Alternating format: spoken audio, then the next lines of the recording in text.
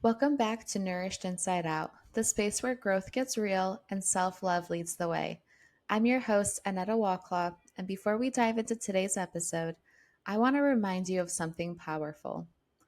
You are worthy, you are enough, and you don't need to wait for permission to love yourself fully. That's exactly why I wrote my book, Blooming with Self Love, to give you the tools, affirmations, and daily mindset shifts to help you stand in your power and own your story. This book isn't just words on a page, it's a movement. So if you're ready to stop shrinking and start showing up for yourself, grab your copy today with the link in the show notes below, and let's walk this self love journey together. Hi, everyone. Welcome back to another episode of Nourished Inside Out. Today I'm here with Zulma Williams. Zulma is a licensed clinical social worker, also known as a swearing therapist, but she is somebody who likes to keep it real, and she is the founder of Dragonfly Therapy Services. Thank you so much for joining us today, Zulma. Of course. Thank you for having me. Such a pleasure.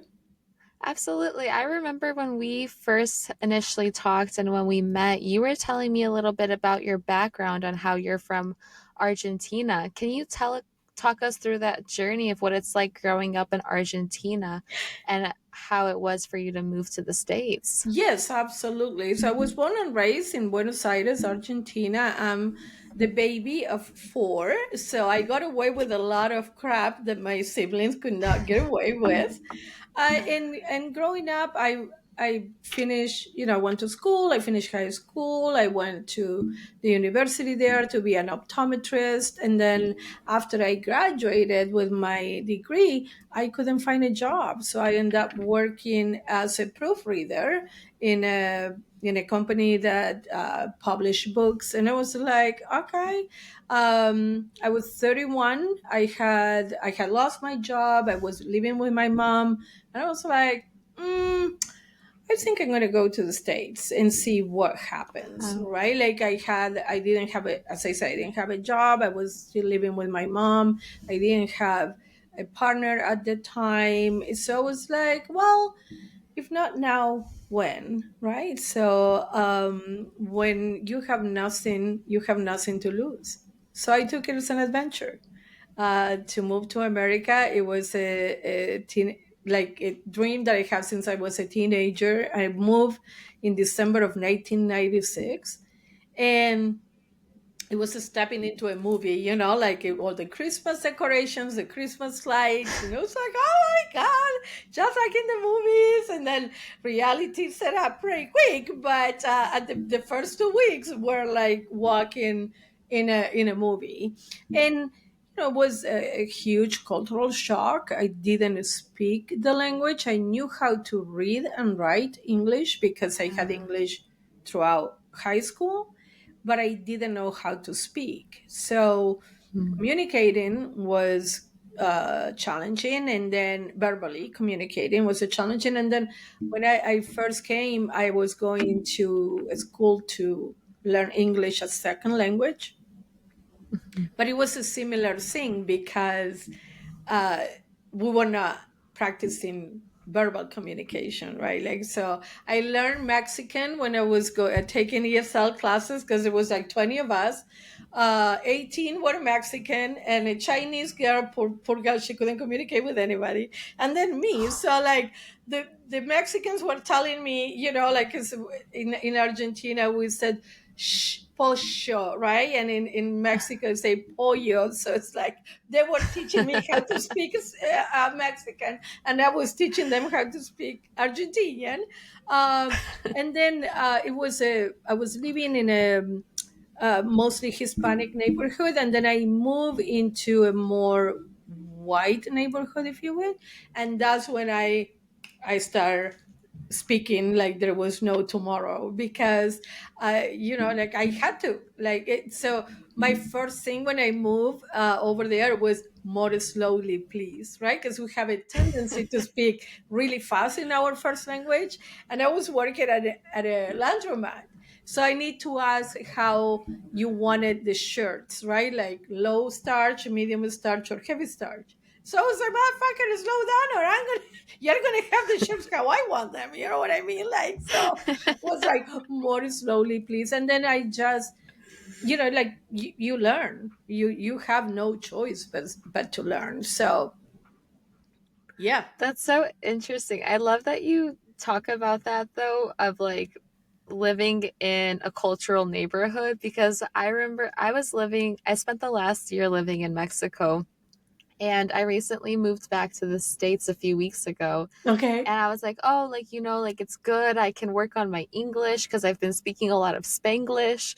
So I moved to Miami and people don't speak English here. So I'm just like back into like And it's a the learning different kind of Spanish. Spanish because a lot of Dominicans and Cubans. So Exactly. it's It's just, very different. So I'm like, I just don't understand what's going on. And they don't understand me half the time.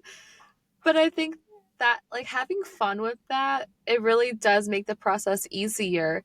What kind of setbacks did you face when you were moving to the US other than language barrier, and how did you overcome those setbacks?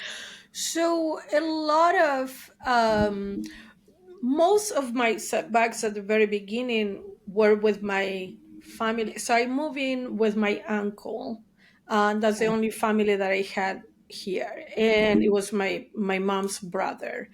And I was 31, and he was trying to control me, like who did I Mm. speak to and who did I write to, and he was like, "You need to cut ties with Argentina. Like you only talk to your family." And I was like, sir, I'm 31 years old. You know what I mean? Like, so once I moved, Yeah.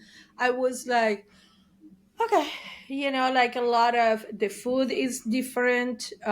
Of course, the language, getting used to the public transportation. I was in California, so thank God in um, Playa del Rey, which is right next to LAX. So there was a lot of public transportation available, but like, so I rode the bus like there was nobody's business because I didn't have a car. And then sharing the space, like I was renting a room from a couple in California, and I was like, I always live with my family, right? Like, so it was like kind of like adjusting to that. But, you know, I think that if we take it as an adventure, it's like, so now you're going to learn Dominican and you're going to learn Cuban, right? Like, in addition to Exactly. Mexican. So it's like, you're going to speak four languages, right? And there's a lot of Argentinians in Miami too. So if you see Messi, please tell him I love him. So I definitely will. so they are going to learn four different, three additional Spanish ways of speaking in Spanish, right? Like, so it's like if you take it as an adventure, I think that a lot of people were appreciative that I was trying to speak the language, right? Like, Mhm. so even if I say something wrong, they were they were like meeting me halfway. But I also found a lot of bullying, right? Because of my accent, because I didn't say the word correctly. And I'm like, come on, like if you put of you, you're gonna understand what I'm trying to say, right? Like, so, you know, adjusting to, we have the opposite season with Argentina. So right now it's really cold over there. And my birthday is at the end of June. So it was my first time celebrating my birthday in summer, because Wow. I always froze my ass over there. And now I'm at the beach, right? Like, so, but at the time, I didn't have, although my mom gave me her blessing and she said if it doesn't work out you can always come back. I didn't consider that giving up was an option. And then it became kind of like the motto for my life, right? That after everything that developed after. But it was like, oh, okay, so it is hard, but it was hard over there too. So pick your Yeah. heart, right? Like, not working is hard. Not having a job is hard, and having a job that you hate is hard. Pick your heart, right? Being single is hard, but being married is hard. Pick your heart, right? Like, it's like you start kind of like embracing the challenges because they make you stronger. Absolutely. It goes into choose your heart, exactly like what you said. It's which one do you prefer? Do you like being single is hard, but being married is hard. Working a job that you hate is hard, but working a not no job at all is hard too. I love how you said that. Choose your heart. Something that really inspired me about you, and it's just like so incredible, is that when you came to the States, you didn't know English very well, but you still enrolled in university. Can you take us through that journey and what that was like? Yes, that was later on, but I continued to take the English as second language classes until I reached the university level. They were like, okay, we have no more classes for you. Now you had to go to school. But it wasn't until I was 42, so this about 11 years later, that I was working in a big company doing accounting, and I started reflecting about my future, and I was like, I don't think I want to be doing this for another 25 years. So, and I always had this dream of being a therapist, and I had people coming to me all my life telling me, sharing stuff that they've said that I never told that to anybody. And it was like, okay, well, maybe I can start charging for this shit, like so. um so I enroll in my Bachelor of Social Work, and I want to make a point of saying, like, a lot of times when we are trying something new, we have this black and white mentality that, oh, if I'm going to try something new, I have to kind of like leave everything behind. And I was doing both things. So I continued to work in accounting while I was going to school and building a different future for myself. So you don't have to pick one over the other. It's like more, okay, I am going and continue to do this job, but at the same time, I'm creating a different path for my future, right? So I graduated at 46 with my Bachelor of Social Work. I was on track to do my master's, and 6 weeks after I graduated, I got diagnosed with breast cancer. Oh, So hello, like, life is what happens when you have other plans. So I moved back to Argentina, and I had my surgery in radiation here, but then I moved back to Argentina, and I was there for about 3 years. And and then I started like, you know what? I think that I, I want to go back to the States. Like, it was a huge cultural shock going back to Argentina after about 15, 17 years of being here. oh, I was like, my friends were like, you need to calm down, because I was so pissed, right? Like, the customer service is really bad, the services that don't function. So I'm like, no, there is another way, because I live in the United States of America. Like, they were like, you need to calm down or you're gonna have a stroke, right? Like, so it's like, yeah. okay. So I remember why I left, right? But a significant thing happened when I was there. So a year and a half after I moved back, my mom unexpectedly passed away. So in the big scheme of things, I think that I was meant to be there, and allow her to transition peacefully, because she saw me that I was doing well, right? It wasn't like I was telling her like, no, I'm fine, and then hanging up the phone and she doesn't know how I'm doing. She saw me that I was doing well. And I started thinking like, okay, I want to go back to America. I want to celebrate my 50th birthday in America, and I start planning to come back. And then I ask God for a sign. Is this the right thing for me to do? And be careful what you ask for. So out of the blue, I received an email from University of Nevada, Las Vegas. That's where I graduated with my Bachelor of Social Work. You know how you are a student, so like you have the university email. But because I wasn't a student, that became deactivated. So this email Mm. was to my personal email from the university saying like, hey, we have our advanced program back. Do you want to enroll? And I was Wow. like, okay, Lord, like, like, so, because when I graduated, they removed the advanced Master of Social Work program, and that allows you to graduate in 1 year. And that's why I Wow. was doing the Bachelor of Social Work, because in order to enroll to that particular master's degree, you had to have a Bachelor of Social Work. So I was like, yes, I do want to enroll. So and it was such a confirmation, like I asked for a, a sign, and I got a banner, right? Like, to me it was like, okay, like, this is the right thing to do. So I came back in 2015, a month short of my 50th birthday. So I celebrated my birthday. I started school. I graduated in 1 year. Very intense program.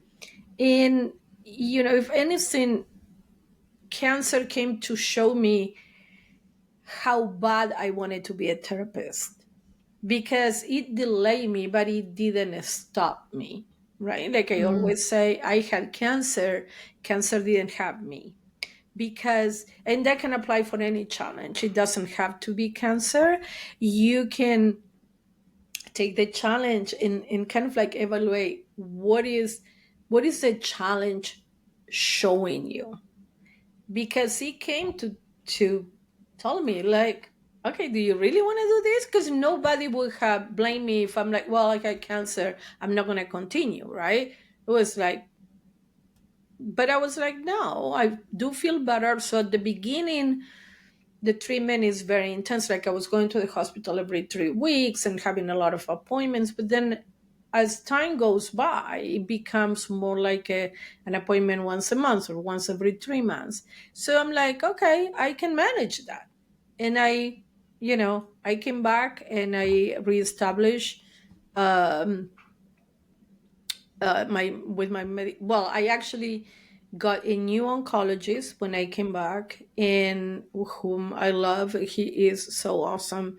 And I became a very, well, even when I had cancer, I became a very active part of my medical team, right? Like, because I they would be like, okay, we're gonna do this. Like, when I went to Argentina, and by no means this is medical advice to anybody who is listening, I'm just sharing my experience of what worked for me.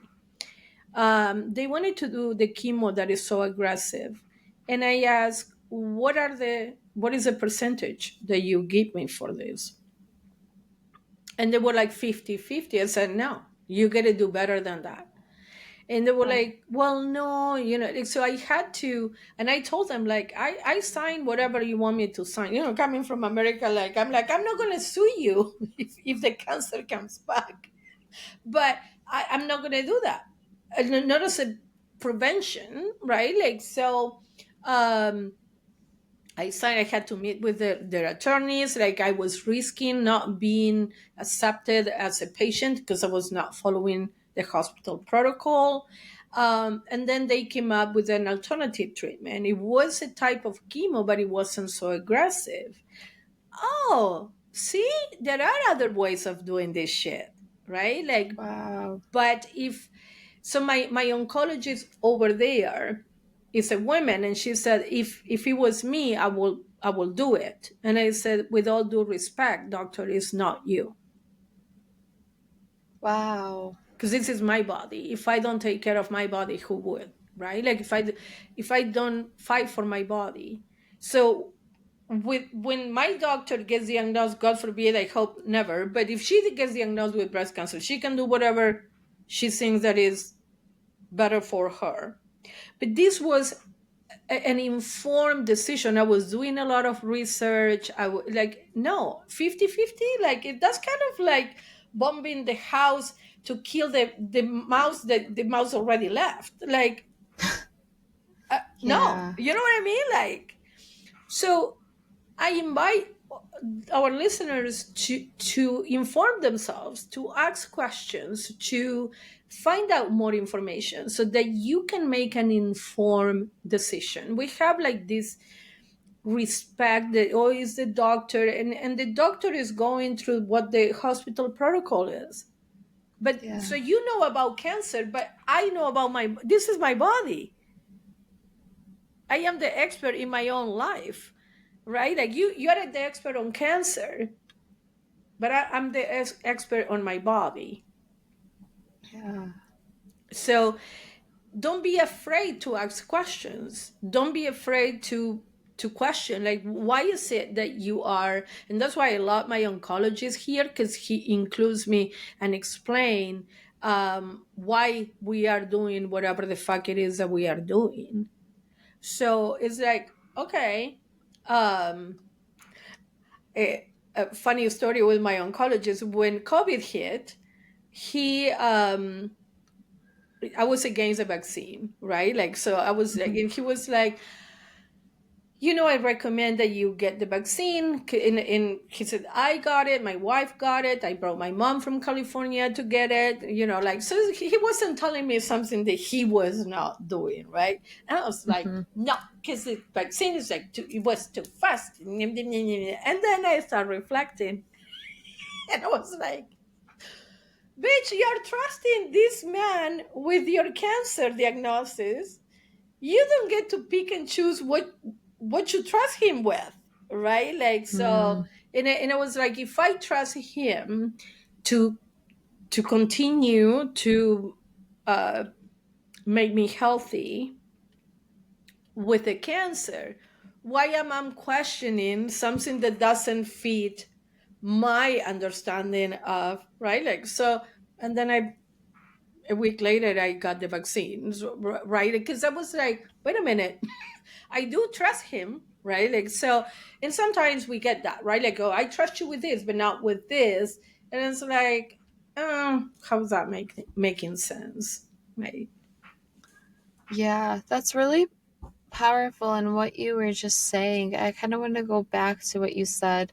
You said you had cancer, but cancer didn't have you. And I think that's really powerful because it's a mindset that you've accumulated. Like, yes, this is a challenge that I've come across, but I am stronger than this challenge. And whatever it takes to overcome it, I'm going to do. But you also added in ask as many questions as possible because I think this can go either way. We go to the doctor and we believe every single thing the doctor says and tells us to do, or we don't. I don't really feel like there is a middle way sometimes, like, oh, I believe this, but I don't believe that. It's usually all yes or all no. So I think that's really great that you were like, just ask more questions because I think us as humans in general, I don't think we ask enough questions, whether it's in school or in your job or when you're at the doctor's office. I don't think we ask enough questions. And the quality of your questions determine the quality of your life. So I'm really glad that you said that. Yes, and I think that a lot of times like you brought a great point, like, oh, I don't ask a question in school, and a lot of times it's because I don't want to look stupid. But if Yeah. you go ahead and you ask a question, then a lot of your classmates are going to be like, oh, yeah, I wanted to ask that. Well, motherfuckers, why didn't you ask? Right? But the thing Yeah. is that if you don't ask the question, there is another component. I don't want to be a burden, right? Mm, The doctors have very short time with us. And I'm like, and I understand that, but I'll take it as you have a job because I have cancer. So I'm not a burden to you. hmm Not on my. I'm not a burden. All the other patients might feel like a burden, and not me. hmm So if I have questions, I want the questions to be answered, right? So I will write the questions down. And the thing is that I don't want to make you uncomfortable, but in that process, I'm making me uncomfortable. Somebody's going to get uncomfortable. But in my quest to protect everybody, I'm making myself uncomfortable, because if I don't ask that question, I cannot make that decision with all the information available, right? Like, so it's like, well, I'll figure it out. Well, wait a minute. How about we start making other people uncomfortable rather than Yeah. only being me, the one who is uncomfortable? And that is a mindset that needs to shift, where it's like, no, you know what? I'm a patient. And you have a job because I have cancer. You have a job because I have an issue. And it's the same with my clients. I'm like, when I have a new, when I do a consultation with a potential new client, I tell them, you are interviewing me as much as I'm interviewing you. Yeah. So ask questions. Like, if you're not comfortable, don't continue. Find another professional, right? Like, change. Oh, I don't want to start all over again. If you are a bad driver, should I get out of the car or just keep praying that we get to the destination? And you know what I mean? It's like, if I know you're about driving, like, the next red light, I might get the fuck out of the car. Like, you know. So, but we have like that mindset. Oh, I don't want to be the patient who creates trouble. Well, your line is in the way, right? When your life is on the line, like, I'm gonna ask all the questions that I consider necessary. And that's why I love my oncologist. And there was always a knock on the door when he was with me, because our appointments extend way past what the insurance allowed. But I was like, no, I'll took my time doing my own research. And that's when Google comes in handy, not to diagnose myself, but to ask, to like research which questions to ask, so that I Mm. can make an informed decision, right? So it's like, okay, what can I don't know about this, so let me do the research, but not to diagnose myself and not go to the doctor, but to ask better questions, to take advantage of my time with the doctor. Yeah, that's true. I think a lot of times we can go to Dr. Google and just type in questions on what we're experiencing and then take it really to heart on what Google is telling us. But I like how you rephrased that and you said, ask Google to help you ask questions. Because at the end of the day, if you didn't go to medical school, how do you know what questions to ask? Right. How do you know more? Because all you know is all you know. And if you're, for example, a social worker, you didn't go to medical school. So it's a completely different field. So it's like, how do you know what to ask? It's your responsibility to ask people that work with you questions to help them get their results. But I also feel like people in the, like doctors in the medical industry, they probably see so many people, they don't even get a chance to ask all the questions. So it's also up to you to ask those questions as well. And I think that because doctors deal with this every day of their lives, they don't think to tell you stuff, because it's not important to them, because they've seen it so many times. But and I understand that, but this is my life we're talking about. This is my first time getting cancer, right? Like, my surgeon, who was an asshole, and I hope that he retired already. He said, "You're gonna have a scar this big. Are you okay with that?" And I said, "Yes."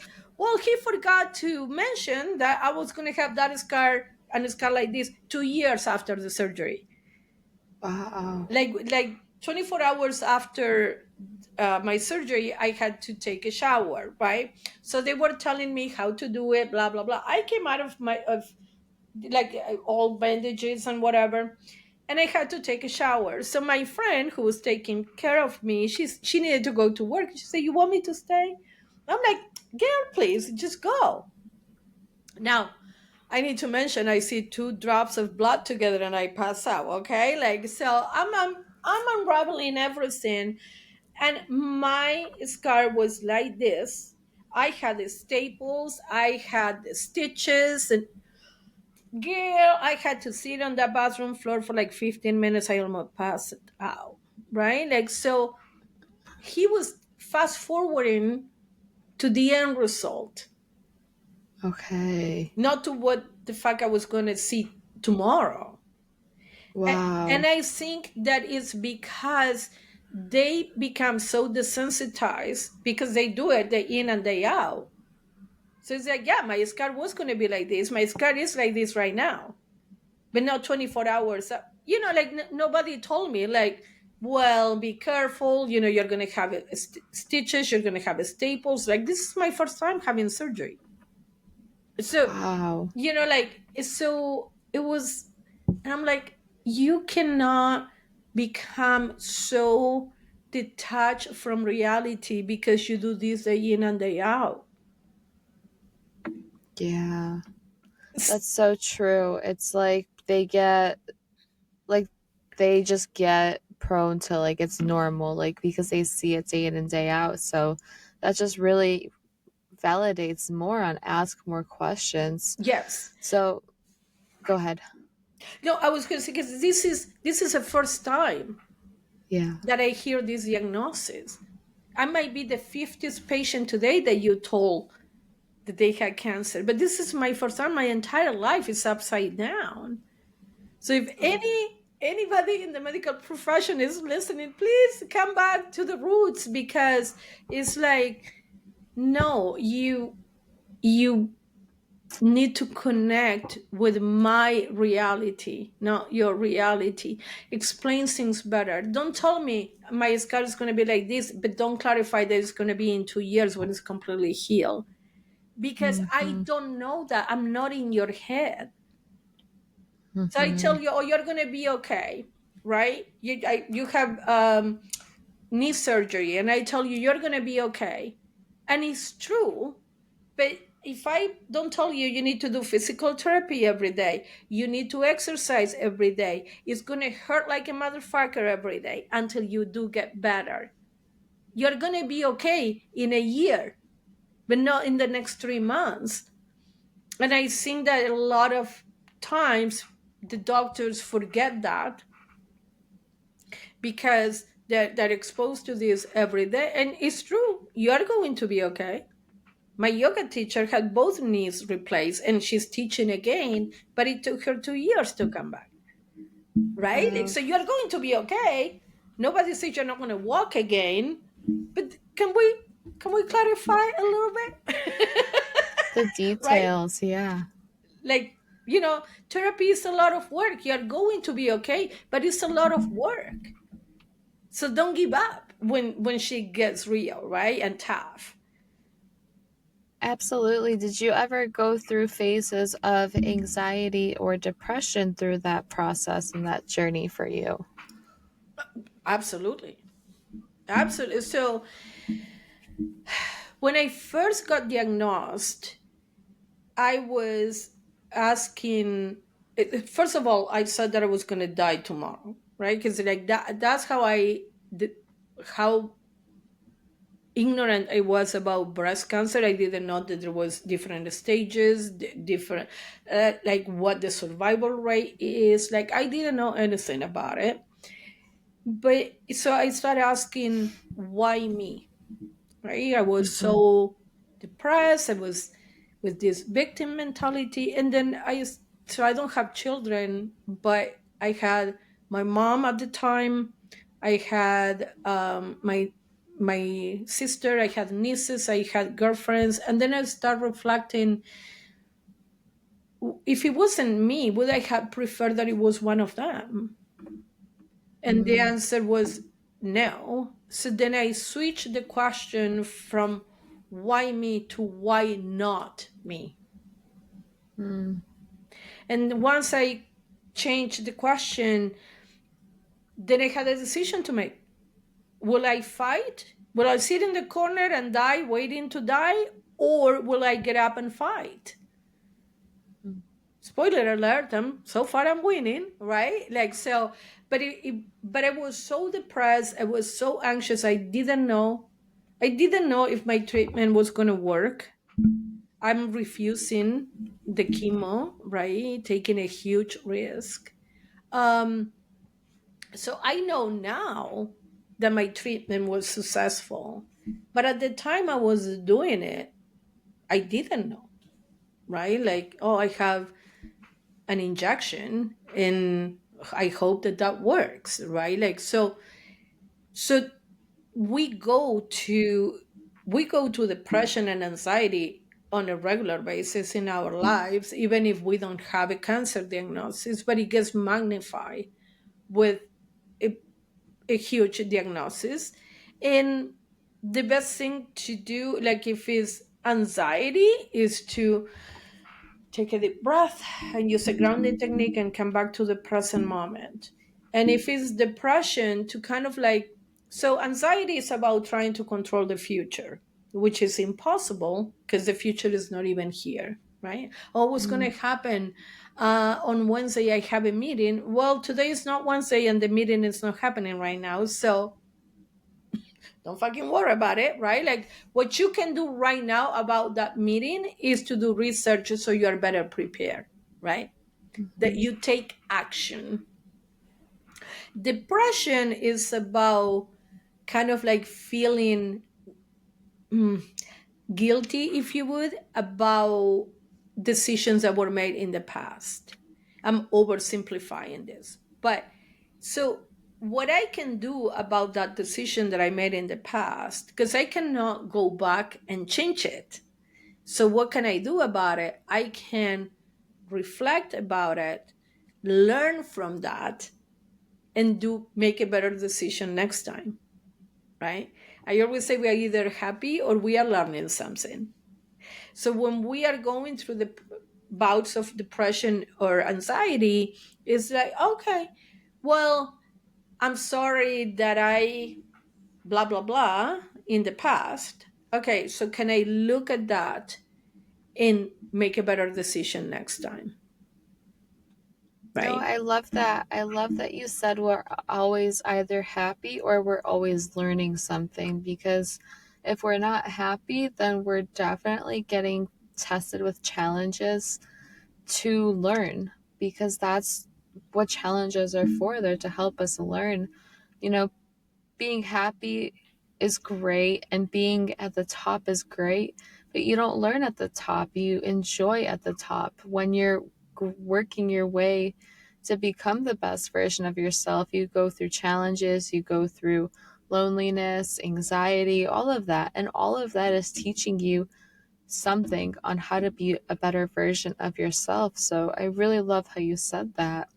When you were in school and you were studying for your bachelor's and your master's, because you started at a later age, were there points in your life where you felt behind compared to your classmates? Did you ever have that idea of comparing yourself to the people around you? No.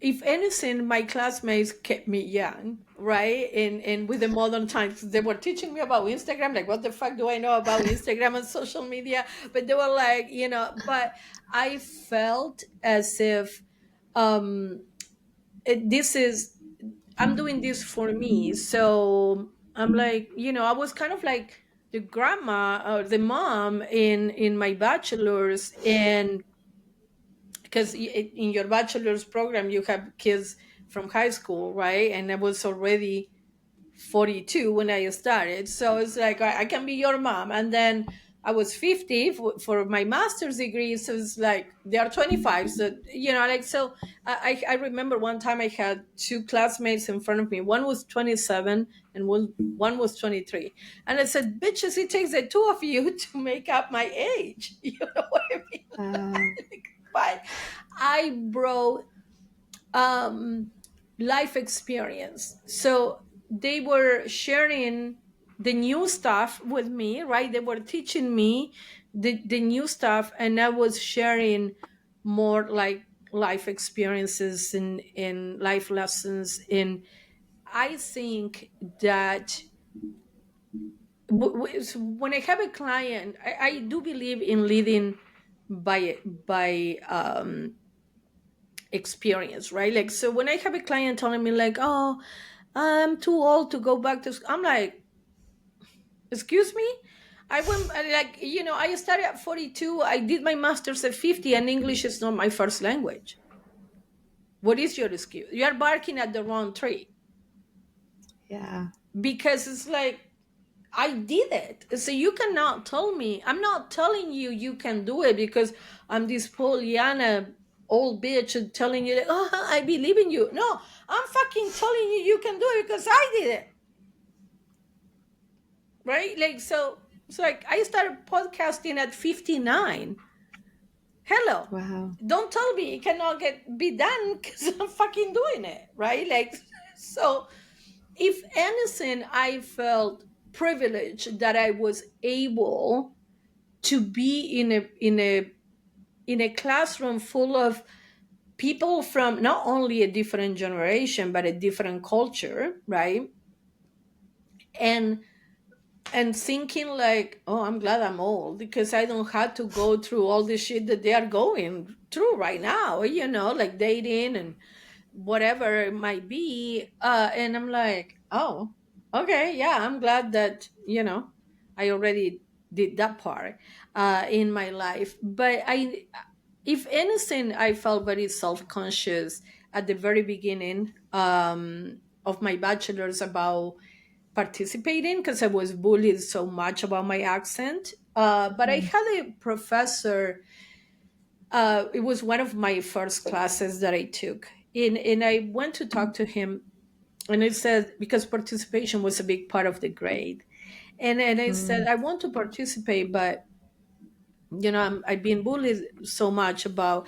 And so he grabbed a book and he started, okay, read this and read this and read this, and he was like, I understand perfectly, so I want you to participate. Bless his heart, because he opened up the door for me. If he would have taken a different approach, maybe I would have never participated. But I was always asking questions. I was the one reading every word of the chapter because I was paying for it. And if anything, I got favor from the professors because they love, at least my experience, they love all their students because they know you are there because you really want to, right? So Yeah. I had a great experience in school. And I encourage anybody who is thinking about trying something new. What can you lose? So let's say that social work didn't work out. Okay, I can go back to accounting. No, I didn't erase all my accounting knowledge to incorporate the social work knowledge. It's more knowledge. So if it doesn't work out, you're back at square one, but with the satisfaction that you tried something and it didn't work out. Instead of thinking like, oh, what if I would have enrolled at school at 42? I would have. So my reality today started in 2007 when I took my first English 101 class, right? We I all have was to start somewhere. building my future at that. I was building this present moment at that time. So the time will pass anyway, right? I was going to be 50 with a degree or 50 without a degree. The time passes anyway. What do you do with the time? You are 100% in control of that. So you can be 45 having the job of your dreams, or you can be 45 in that job that you despise. Which one is it going to be? I like how you said that. You're like, I'm going to be 50 either way, and I can be 50 with this degree or 50 without a degree because I didn't want to step outside of my comfort zone and to do it. Like, time doesn't wait for anybody. I remember when I was going through some hard times in my past relationship, I was thinking to myself, I can sit here and cry all day about how hard it is, but time is not going to wait for me. The world doesn't stop spinning. So it's up to us if we get up and do something about it or if we just let time pass and continue sitting in our own pity. Right. Absolutely. And once we start taking action, shit starts happening. Absolutely. That's so incredible. Zuma, you are so inspiring. And, Thank you. you are just getting started. Like, this is so incredible. I have one more question for you. What does it mean for you to be nourished inside out?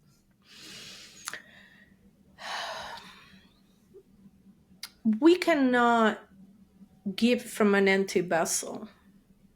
So nourishing ourselves on the inside is what allow us to be providing that nourishment on the outside.